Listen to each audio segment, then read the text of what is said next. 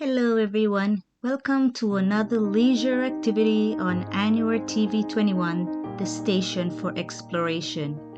On this excursion, I visited the 9th edition of the Photoville Fence in Brooklyn. The Photoville Fence is a year-round public photography project exhibit in major parks and downtown across North America. But before we begin the slide, please hit the subscribe button and ring the notification bell to get notified when I upload new videos. Thanks for your support. Let's roll the camera. This exhibition is called Odilo Lawini Handmade Soccer Balls by Brian Hodges. Miles from the main road in rural Uganda, soccer balls bounce unevenly. Playing fields are arid, lush, weedy, sandy. Any flattish space will do. Goalposts might be made of rocks or branches. Some feet are bare, others are shod in frayed sneakers, boots, or rubber sandals. Yet children kick and chase handmade lopsided balls with skill and abandon, competing for pride and joy, for the sheer pleasure of playing. On fields throughout Uganda, rubbish is transformed into handmade soccer balls, Odilo Lawini as they are called in the Ocholi language. Odilo Lawini are spun into being with whatever is at hand, rag or sock, tire or bark, plastic bag or banana leaves, made entirely of recuperated materials. The balls give another life to something that would otherwise just be thrown away. They might last days or months on a field of gravel or hard earth. These precious jewels are a symbol of Africa's passion for football. Each is a unique work of art. They speak of the ingenuity and craftsmanship of a continent. They speak of people who manage to do so much with so little. Summer on Wheels by Jacob Maskovich. Skating by yourself is still great, but skating with someone else is just magic. When Noah Doolittle and Kev Presley met, it was as if they had known each other for years.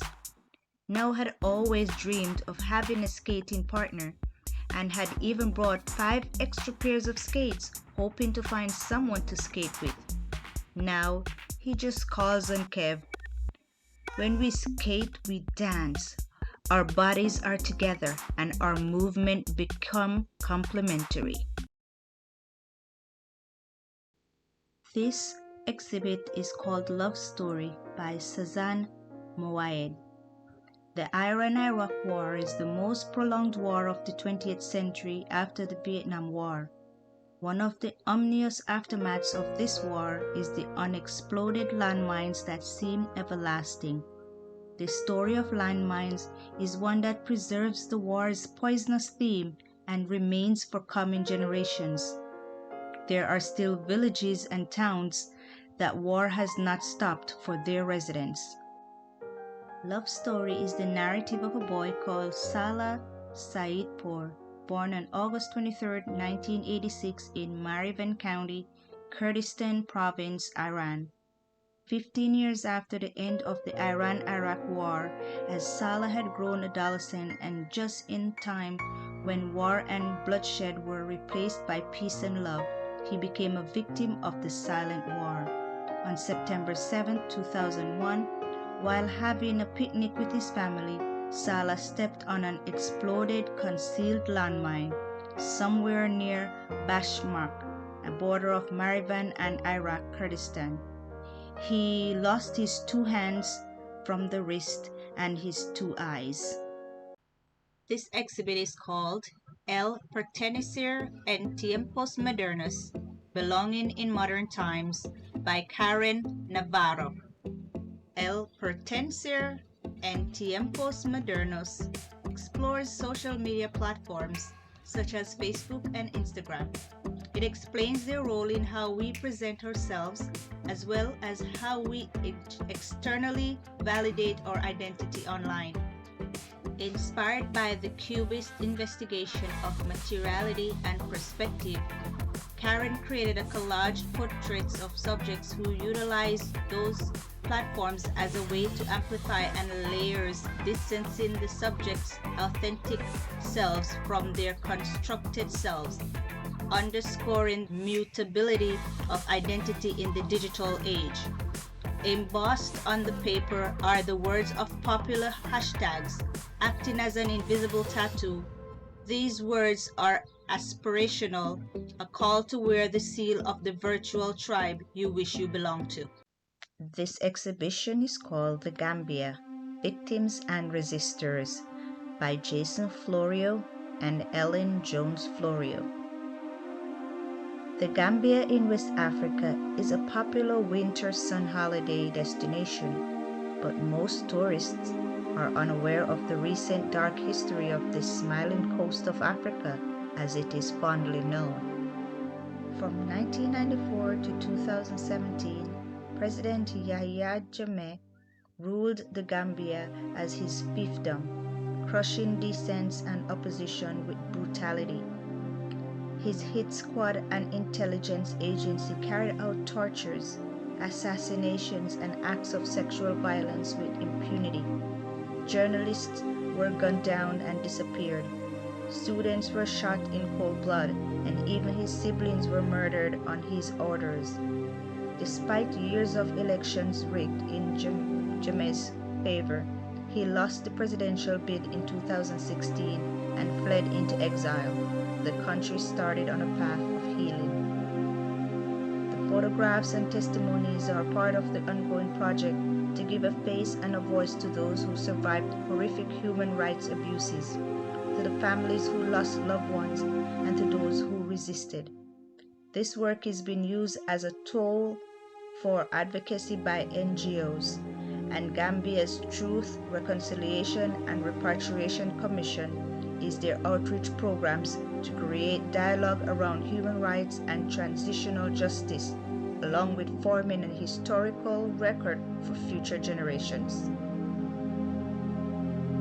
This exhibition is called Flex by Kennedy Carter. Kennedy Carter explores ideas of Blackness related to wealth, power, respect, and belonging in her new series of photographs. Carter dressed friends and acquaintances in historically inspired costumes that represents wealth and power. History is referenced, rejected, and reimagined. The images compel us to ask questions. How can we, looking back in time, move me forward? Who and what represents wealth? Does money mean respect? Where do I fit? What assumptions do I make based on appearance? Who is flexing? What is underneath wealth and power? What makes me feel seen? Where do I belong? This exhibition is called Stickball, an Urban Pastime by Lauren Wellis. Known as the poor man's baseball, stickball was the brainchild of kids growing up in New York City during the Great Depression. Too poor to own baseball equipment, they found another way to emulate their sports hero, using the handles from their mother's brooms as bats and city blocks as fields. Decades later, older players continue to pass the game on to their sons, daughters, and grandchildren. They in turn keep it alive, playing every Sunday morning throughout the spring and fall in the Bronx and East Harlem.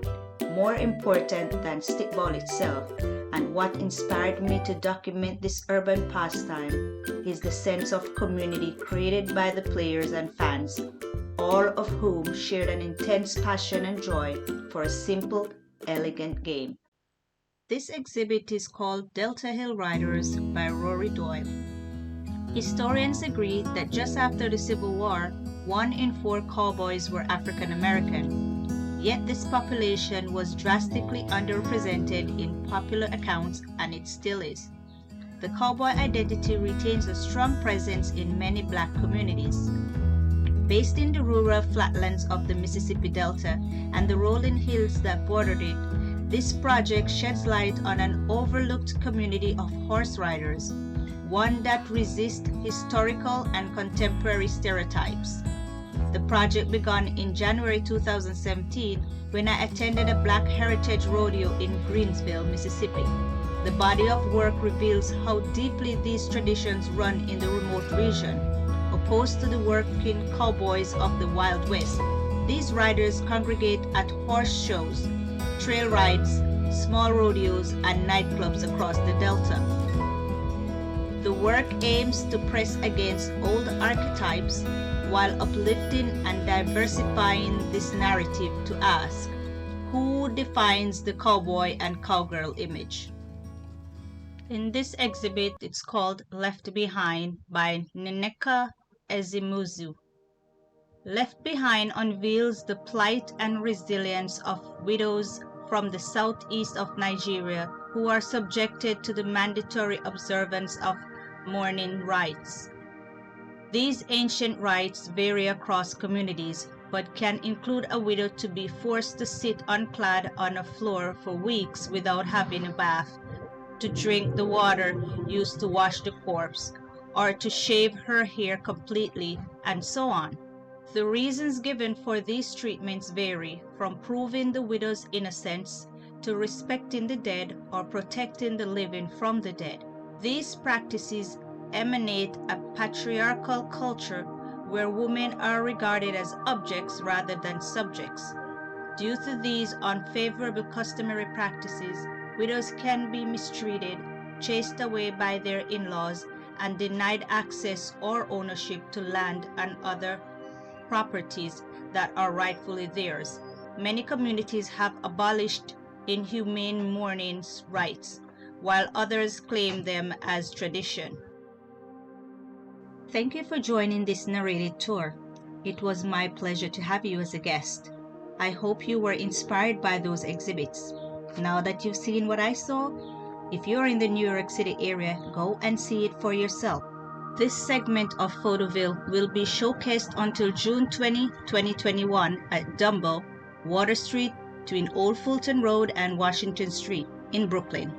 According to fence.photoville.com, Photoville Fence brings compelling visual stories into the public's realm. Remember to subscribe, like, share, and leave a comment because these interactions are greatly appreciated.